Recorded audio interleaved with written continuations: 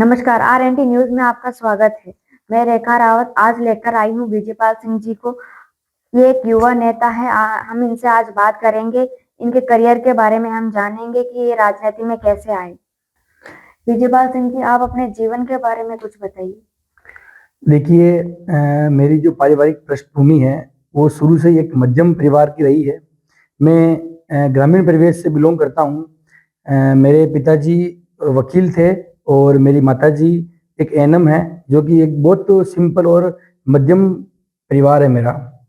उसमें अभी जो मेरे पिताजी हैं वो कोविड के बाद एक्सपायर हो गए थे, तो अभी मेरे परिवार में माताजी और एक मेरी छोटी बहन है जो भी अभी अध्ययनरत है। आपने राजनीतिक क्षेत्र कैसे चुना? राजनीति में आने से पहले मैं अपनी शिक्षा के बारे में बताता हूँ कि मेरी मेरी जो शिक्षा है वो मेरी शिक्षा कक्षा 1 से 5वीं तक मेरे गांव में ही हुई। एसएसएम पब्लिक स्कूल छापड़ेल में हुई। उसके बाद वहाँ पे पर्याप्त शिक्षा न होने के कारण मैं छापड़ेल के पास में ही 10-12 किलोमीटर एक गांव पड़ता है कोटड़ी, जो श्री चावजनाथ कोटड़ी श्याम के नाम से भी प्रसिद्ध है। कोटड़ी में मेरी आगे की शिक्षा पूरी हुई। 6 से 10वीं तक मैंने आदर्श विद्या मंदिर विद्या भारती की स्कूल है वहां पढ़ा, और 11वीं-12वीं की जो मेरी शिक्षा है वो कोटड़ी में ही सरकारी स्कूल में हुई। कक्षा 10 के दौरान, क्योंकि आदर्श विद्या मंदिर एक विद्या भारती की संस्था है, उसमें पढ़ने के दौरान ही मेरे अंदर का जो राष्ट्रवाद है वो मजबूती के साथ उत्पन्न हुआ। क्योंकि विद्या भारती में जब प्रार्थनाएं होती है, जब वहां पे जो मासिक गीत जो चलते हैं, उन मासिक गीतों ने, क्योंकि राणा प्रताप के बारे में, हमारी संस्कृति के बारे में, हारे होली आई है, ऐसे महान चाणक्य जिन्होंने, ऐसे गीतों ने, विद्या भारती के ऐसे गीतों ने, ऐसे संस्कारों ने मेरे अंदर राष्ट्रवाद की एक भावना जागृत हुई। और उसके बाद जब सरकारी स्कूल में मैं जो पढ़ा, क्योंकि अखिल भारतीय विद्यार्थी परिषद की विद्यालय इकाई चलती है, उस विद्यालय इकाई का मुझे सरकारी स्कूल में पढ़ने के दौरान 11वीं कक्षा में ही उस विद्यालय इकाई का उपाध्यक्ष बनाया। तो वहीं से मेरी छात्र राजनीति की एक मजबूत शुरुआत हुई। राष्ट्रवाद की प्रेरणा मुझे विद्या भारती से मिलती है, और जो मेरी छात्र राजनीति की जो शुरुआत है वो अखिल भारतीय विद्यार्थी परिषद की कक्षा 11 में विद्यालय इकाई से होती है। छात्र राजनीति में आने की प्रेरणा आपको कहाँ से मिली? छात्र राजनीति में आने की जो प्रेरणा है वो, क्योंकि मैंने जब आपको भी बताया था, 11वीं क्लास में मेरे को अखिल भारतीय विद्यार्थी परिषद ने विद्यालय इकाई में, विद्यालय की जो कार्यकारिणी है उसमें आने का मौका दिया। और वहीं से फिर मैंने देखा, क्योंकि उसमें वर्तमान का मुझे अभी मुद्दा याद है, जेएनयू में भारत तेरे टुकड़े होंगे के नारे लगे थे, वो लाल चौक का जो मुद्दा था।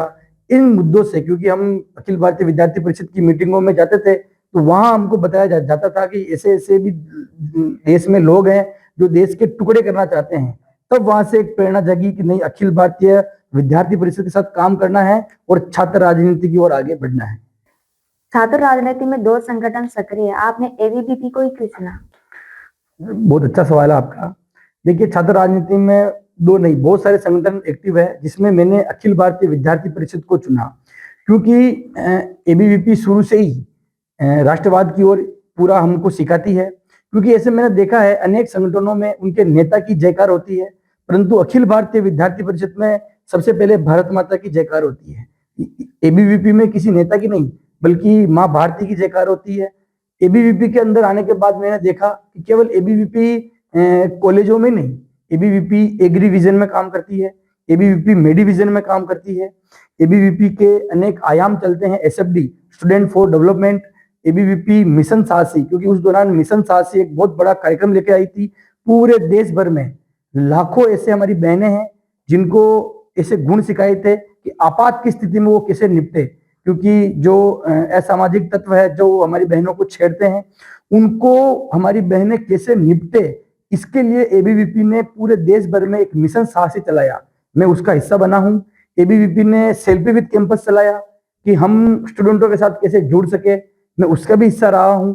एबीवीपी के अनेक ऐसे राष्ट्रीय अधिवेशनों में, प्रदेश के अधिवेशनों में मैंने भाग लिया है।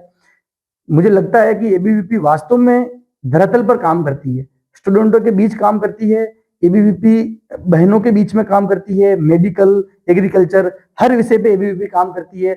इसलिए मेरा झुकाव अखिल भारतीय विद्यार्थी परिषद की ओर सदैव रहा है और मैं उसका एक मैं गर्व महसूस करता हूँ कि मैं एबीवीपी का सदस्य रहा हूँ।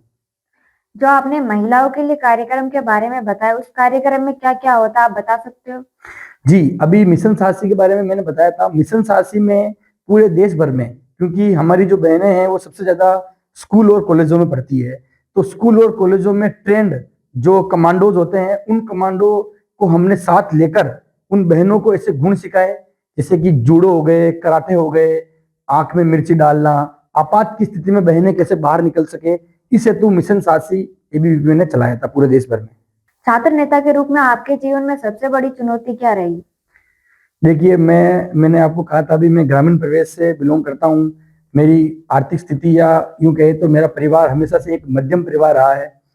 तो आपको ही पता है कि भई जो चुनौती के रूप में आर्थिक अर्थव्यवस्था एक चुनौती के रूप में उभरती है। इसके साथ-साथ ही जो मेरी माताजी हैं, उनको राजनीति थोड़ा कम पसंद है, क्योंकि उनको ऐसा लगता है कि अगर उनका एक ही बेटा है, अगर वो राजनीति में जाएगा तो उसकी दुश्मनी हो जाएगी। ऐसे करके उनके मन में काफ़ी भ्रांतियाँ थी। तो सबसे पहले तो मेरे जैसा युवा जो गाँव से निकलकर इस राजनीति में आता है, उसको सबसे पहले यही चुनौती होती है कि वो घर वालों का विश्वास कैसे जीते, क्योंकि घर वालों को विश्वास में लेना बहुत ज़रूरी है। घर वाले अगर विश्वास में आते हैं, तो आपको पता है समाज में कि 4 लोग क्या कहेंगे, अरे यार उनका बेटा तो राजनीति करता है, पूरे दिन इधर-उधर घूमता रहता है, कुछ काम नहीं करता। क्योंकि आजकल लोग सबसे पहले पूछते हैं आप कितना कमाते हैं, आप क्या करते हैं, वो नहीं पूछते हैं। तो घर वालों का विश्वास जीतना और ऐसे नेगेटिव चीज़ों को इग्नोर करना और हमारा फोकस करना कि नहीं, हम राजनीति में हैं तो हम इसकी दिशा और दशा चेंज करेंगे। हमने पहले छात्रों के लिए काम किया, हम जनता के लिए काम करेंगे। ये एक गोल, इस गोल पर रोजाना अनुशासन से काम करना, ये बहुत बड़ी चुनौती है। तो विजयपाल सिंह जी, आपने अपने घर वालों का विश्वास कैसे जीता? देखिए, शुरू में तो मेरे घर वालों ने मना ही कर दिया था कि भाई अपन को तो राजनीति में नहीं जाना है, अपन तो सीधा सीधा सिंपल सा अपना परिवार है, अपन को अपना गुजारा करना है। मेरी मम्मी ने तो साफ साफ कहा था कि बेटा आपने तो दुश्मनी न लेनी, आपने तो अपना काम करना और मस्त रहना। लेकिन मेरे पिताजी एडवोकेट थे, भंवर सिंह जी, मेरे पिताजी की ही प्रेरणा थी और उनका एक मजबूत आत्मविश्वास मेरे साथ था। आज वो मेरे साथ नहीं है, मुझे उनकी कमी बहुत महसूस होती है, क्योंकि पिता का अपने जीवन में एक अमूल्य रोल होता है। मैं कभी-कभी अगर कोई मुझे पूछता है कि यार जीवन में सब है क्या नहीं है, तो मैं यही कहूंगा, अगर जीवन में बड़े से बड़ा आदमी बन जाऊं, लेकिन हमेशा पिता की कमी मेरे साथ रहेगी। मेरे पिता ने मुझे बहुत मोटिवेट किया कि नहीं, तू कर सकता है, तू सुबह जल्दी उठ, तू सुबह जल्दी कॉलेज जा, पूरे स्टूडेंटों की समस्या सुन, उनका क्या समाधान कर सकता है और किन किन माध्यमों से हम स्टूडेंटों की समस्या सुन सकते हैं। इस प्रकार से मेरे पिता की भूमिका बहुत रही राजनीति में आने के लिए। और जब मैं चुनाव भी लड़ रहा था, तो मेरे पिता मजबूती के साथ कॉलेज गेट पे खड़े थे कि मेरे बेटे को कोई टेंशन ना हो जाए। इसलिए तो मैं मानता हूं भी कि मेरे पिताजी ने मेरा साथ दिया, इसी वजह से आज मैं इस स्थिति में आया हूं। विजयपाल सिंह जी, आपने पढ़ाई और संगठनात्मक कार्य में संतुलन कैसे बनाया? पढ़ाई और संगठन में संतुलन का तो मैं ऐसा कहूंगा, मैं शुरू से एक मेधावी छात्र रहा हूँ। 12वीं कक्षा में आर्ट्स थी मेरे, कोटड़ी गवर्नमेंट स्कूल मैंने टॉप किया है और मैं मेरिट में भी आया हूँ 12th बोर्ड में। उसके बाद बीए भी मैंने बहुत अच्छे परसेंटेज से पास करी है। उसके बाद मैंने बीएड करी, एमए करी, अभी मैं लॉ का स्टूडेंट हूँ। पढ़ाई और संगठन में मुझे आज भी याद है, एक मेरा मित्र है मुकेश माली, उसने मेरा बहुत सहयोग किया था। क्योंकि क्या है कि हम जब चुनाव में प्रचार के लिए निकलते थे, उस दौरान कॉलेज की एग्जाम भी साथ चलती थी, तो घर पे वो पढ़ता था और फोन पे ईयरफोन के माध्यम से उसने मुझे काफी पढ़ाया है और उसी ने मोटिवेट किया है। उसके भी माता पिता नहीं है, वो भी बहुत मेधावी स्टूडेंट है। मुकेश के मोटिवेट करने के बाद मुझे लगा कि नहीं यार, संगठन चलता रहेगा, क्योंकि रात भर हम पढ़ाई करते थे और सुबह हम कॉलेजों में प्रदर्शन करते थे। इस प्रकार से पढ़ाई और संगठन में मैंने संतुलन पाया और मुझे पता था कि शिक्षा को कभी छोड़ना नहीं है, क्योंकि राजनीति अपनी जगह चलेगी, परंतु शिक्षा का भी अपने जीवन में एक महत्वपूर्ण स्थान होना चाहिए। बस इसी उद्देश्य के साथ पढ़ाई और संगठन में हमने संतुलन स्थापित किया। तो विजयपाल सिंह जी, क्या आपको लगता है कि आज के दौर में छात्र राजनीति में विचारधारा से ज्यादा सत्ता की ओर है? देखिए, इसमें मैं यही कहना चाहूंगा, मुझे ऐसा लगता है कि अगर हमारी विचारधारा मजबूत है और अगर एक हम मजबूत विचारधारा के साथ काम करते हैं, तो ही सत्ता में जाने का हमारा जो मकसद है वो सार्थक रहेगा। क्योंकि अगर हमारे पास एक मजबूत विचारधारा नहीं है, तो हमारे साथ लोग जुड़ नहीं पाएंगे और वो सत्ता भी कोई काम की नहीं रहेगी जिसमें कोई विचारधारा ना हो। तो जहां तक मुझे लगता है विचारधारा, मजबूत विचारधारा के साथ हमें सत्ता में जाना चाहिए, ना कि सत्ता में जाने के बाद कोई विचारधारा अपनानी चाहिए। हमें हमारी विचारधारा के साथ रहना चाहिए, हमें हमारी विचारधारा को जीना चाहिए और उस पर ही हमें मरना चाहिए। मेरे हिसाब से विचारधारा आदमी की मजबूत होनी चाहिए। वर्तमान में राष्ट्रवाद और शिक्षा का क्या संबंध है? देखिए, राष्ट्रवाद का मतलब मैं एक यहाँ स्पष्ट कर देता हूँ। राष्ट्रवाद का मतलब है देश के प्रति झुकाव। हम जिस देश में रहते हैं उस देश के प्रति समर्पण। अगर हमारे में झुकाव है, उस देश के प्रति समर्पण है, उस देश के प्रति हमारे मन में भक्ति है, तो हम कह सकते हैं कि हाँ, हम राष्ट्रवादी हैं। तो ये तभी संभव है जब हमारी शिक्षा में भी, क्योंकि छोटे छोटे बच्चों को पता नहीं होता राष्ट्रवाद क्या है, वो छोटे छोटे बच्चे शिक्षा के माध्यम से अपने जो सिलेबस है, अपना जो पाठ्यक्रम है, उसमें क्या लिखा होता है, उसके माध्यम से वो बच्चे पढ़ पढ़ के आगे बढ़ते हैं। तो मेरे हिसाब से जो हमारा शिक्षा है, जो हमारे शिक्षा का जो ढांचा है, जो सिलेबस है, उसमें राष्ट्र के प्रति कैसे समर्पण हो, राष्ट्र की भावना कैसे उत्पन्न हो, उन चीजों को शिक्षा में समावेश करना चाहिए। और मुझे लगता है कि नई पॉलिसी जो आई है एनईपी, उसमें कहीं ना कहीं ये मुद्दे शामिल करती है मोदी सरकार। इससे बच्चे शुरू से ही पढ़ने के बाद उनकी जो मानसिक जो स्थिति है वो मजबूत हो और उनका जो मस्तिष्क है वो एक राष्ट्रवाद की ओर उनका झुकाव हो। इसलिए मेरा मानना है कि शिक्षा में अगर राष्ट्रवाद की झलक है तो ही बच्चा राष्ट्रवाद की ओर आगे बढ़ पाएगा। शिक्षा बहुत महत्वपूर्ण चीज है और शिक्षा में राष्ट्रवाद की झलक होनी बहुत जरूरी है। तो विजयपाल सिंह जी, आज के युवाओं की सबसे बड़ी कमी क्या है? शिक्षा या रोजगार? आजकल युवाओं के सामने सबसे बड़ी कमी आ रही है रोजगार की। युवा पढ़ तो लेते हैं परंतु उनको रोजगार नहीं मिल पाता है, युवा दिशाहीन हो जाते हैं। तो मेरा ऐसा मानना है कि अगर हम व्यवस्थित रूप से अगर शिक्षा लेते हैं, अगर हम व्यवस्थित रूप से शिक्षा लेते हैं तो उस शिक्षा के माध्यम से विद्यार्थियों को एक निश्चित दिशा मिलती है कि मुझे आगे क्या करना है। क्योंकि 10वीं कक्षा के बाद 11वीं में युवाओं को सब्जेक्ट लेना होता है, तो युवाओं की रुचि किस में है, विद्यार्थियों का जो रुचि है वो रुचि किस फील्ड में है। अगर वो व्यवस्थित रूप से सब्जेक्ट लेने में सफल हो जाते हैं कि नहीं मुझे आर्ट्स पढ़ना है या मुझे कॉमर्स पढ़ना है या मुझे साइंस पढ़ना है, अगर निश्चित रूप से वो एक फिक्स कर लेते हैं तो मुझे लगता है कि वो आगे बढ़ पाते हैं। यही एक टर्निंग पॉइंट होता है, क्योंकि मेरे दोस्त आर्ट्स ले रहे हैं तो मैं आर्ट्स ले लेता हूँ, मेरे दोस्त कॉमर्स ले रहे हैं तो मैं कॉमर्स ले लेता हूँ। यहाँ से दिशा भटक जाती है और अगर एक बार जो दिशा भटक जाती है या जो विद्यार्थी दिशाहीन हो जाते हैं तो उनके सामने रोजगार जैसी समस्या भी उत्पन्न हो जाती है, वो बेरोजगार हो जाते हैं। तो मेरे हिसाब से युवाओं को व्यवस्थित रूप से सब्जेक्ट लेना चाहिए और अगर किसी को सरकारी नौकरी नहीं भी लगनी है तो उसको व्यवहारिक ज्ञान इतना ले लेना चाहिए तो जीवन में वो रोजगार की ओर आगे बढ़े और अपने परिवार का अपना अच्छे से वो पोषण कर सके। रोजगार के लिए शिक्षा जरूरी है, शिक्षा से ही दिशा आएगी और दिशा से ही आदमी अपने लक्ष्य पर पहुंच पाएगा मेरे हिसाब। तो विजयपाल सिंह जी, आप आने वाले 5 सालों में आप खुद को कहाँ देखते हैं? ये इसका तो मैं उत्तर इतना स्पष्ट रूप से नहीं दे पाऊंगा, क्योंकि आने वाले जो साल है वो भविष्य के गर्भ में है और भविष्य के गर्भ में जो रहती है मैं उस पर छोड़ देता हूँ। हाँ, लेकिन मैं इतना कहना चाहूंगा कि हमने कॉलेजों में भी छात्रों के लिए खूब आंदोलन किए, छात्रों की काफी आवाज उठाई, काफी प्रदर्शन किए जिससे विद्यार्थियों को वास्तविक न्याय मिल सके। तो आने वाले 5 सालों में भी भीलवाड़ा की जनता के लिए, यहाँ के लोगों के लिए काम करने की इच्छा है और मेरा यह मानना है कि लोगों की समस्याओं को समझकर उनका मैं समाधान कर सकूं, उनका समाधान करने के लिए उनका माध्यम बन सकूं, ये मेरी इच्छा है। वर्तमान में छात्र चुनाव नहीं होने से क्या समस्या बन रही है? देखिए, छात्र संघ चुनाव अभी बंद कर दिए हैं सरकारों ने, पर मेरा ऐसा मानना है व्यक्तिगत तौर पे कि छात्र संघ चुनाव को बंद नहीं करना चाहिए, क्योंकि छात्र संघ चुनाव छात्र नेता पैदा करने की फैक्ट्री है और जब जब छात्र नेता बनना बंद हो जाते हैं तो वास्तव में समाज के लोगों की आवाज उठना भी बंद हो जाती है। क्योंकि आज हमारे मुख्यमंत्री भजन लाल जी शर्मा है, उन्होंने अपनी राजनीति गांव से शुरू की थी, सरपंच के रूप में उन्होंने छात्र जीवन में भी काम किया था।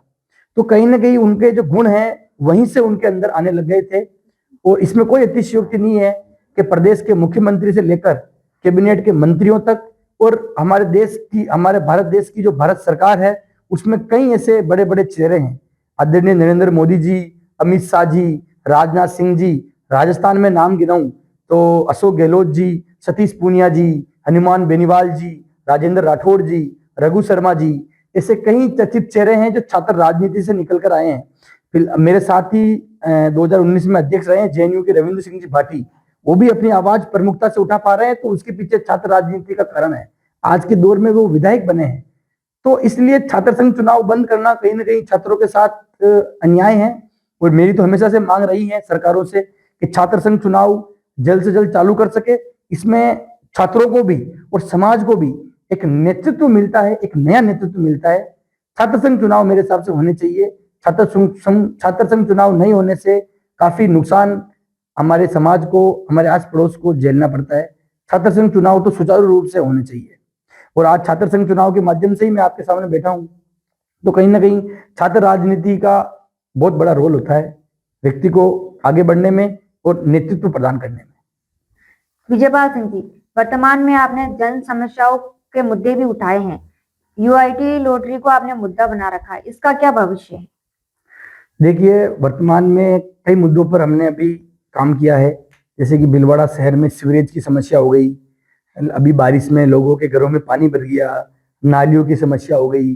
शहर के युवाओं को सबसे बड़ी समस्या थी पटवारी समय पर नहीं मिलते हैं। अभी जो विधवा पेंशन आती है वो व्यवस्थित रूप से नहीं आ रही थी। ऐसे कई जन मुद्दों पर हमने काम किया है, आगे भी काम करेंगे। प्रमुखता से अभी ज्वलंत मुद्दा जो है ये यूआईटी का मुद्दा है। अभी आपने देखा होगा यूआईटी ने आवासीय भूखंड योजना की एक लॉटरी निकाली थी। इस लॉटरी में कई ऐसी अनियमितता और विसंगतियां थी जिन पर जनता का गुस्सा फूटा है, जनता में एक भारी असंतोष है और जनता को अब यूआईटी के ऊपर विश्वास नहीं रहा है। क्योंकि ई लॉटरी में मैं आपको बताना चाहूंगा कि जैसे कि सबसे पहले तो इन्होंने 8 फॉर्म लिए अलग अलग योजनाओं के, तो उन्होंने लॉटरी एक बार से खोल दी। इन्होंने अपने बुकलेट में कहा था कि 10% हम इसमें वेटिंग लिस्ट निकालेंगे, इन्होंने कोई वेटिंग लिस्ट नहीं निकाली। इन्होंने जो प्लॉट ऑक्शन में बिकने थे कॉर्नर वाले प्लॉट, उन्होंने अपने लॉटरी में शामिल कर लिया। यूआईटी को लैंड डिस्पोजल एक्ट पर काम करना होता है और उसका मेन उद्देश्य, क्योंकि राजस्थान में कोई 13-14 यूआईटी है, यूआईटी का मेन उद्देश्य वेलफेयर होता है कि कैसे हम जो आम गरीब जनता है उनको शहर में आवास मिल सके, उनके ऊपर एक छत आ सके, इस हेतु यूआईटी को काम करना होता है। परंतु आपने देखा है कि इनके जो लॉटरी प्रभारी है उन पर कई एसीबी की जांचें अभी लंबित है, उसके बावजूद भी वो लॉटरी को संचालित कर रहे हैं। ऐसी कई कमियां हैं। इन्होंने श्रेणियां चेंज कर दी। मैंने भरा पंचवटी में, मेरे प्लॉट खुल गया एपीजे अब्दुल कलाम में। मैं एससी में हूं और मैं वो सूची देखता हूं तो एससी की सूची में एसटी के लोगों को शामिल कर रखा है, एसटी की सूची में जनरल को लोगों को शामिल कर रखा है। मेरे हिसाब से इन्होंने सॉफ्टवेयर में पहले ही फीडिंग कर दी थी अपने हिसाब से ही, अपने चहितों को लाभ पहुंचाने के लिए, अपने भतीजों को भाई भतीजावाद करने के लिए। तो मेरे हिसाब से यूआईटी में कई कमियां हैं, कई खामियां हैं।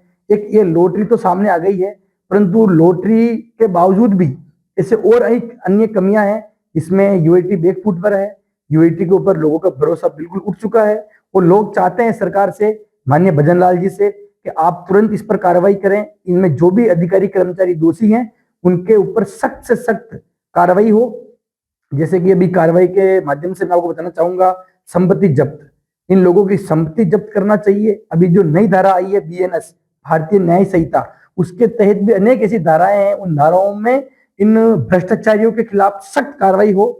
और मैं आपके माध्यम से भी भीलवाड़ा की जो आम जनमानस है उनसे भी निवेदन करता हूं कि आप भी आइए, इस भ्रष्टाचार की लड़ाई में हमारे साथ लगिए। क्योंकि जब जब पब्लिक बोलती है, क्योंकि ऐसे कहते हैं कि जब जब लोगों ने बोला है राज सिंहासन डोला है।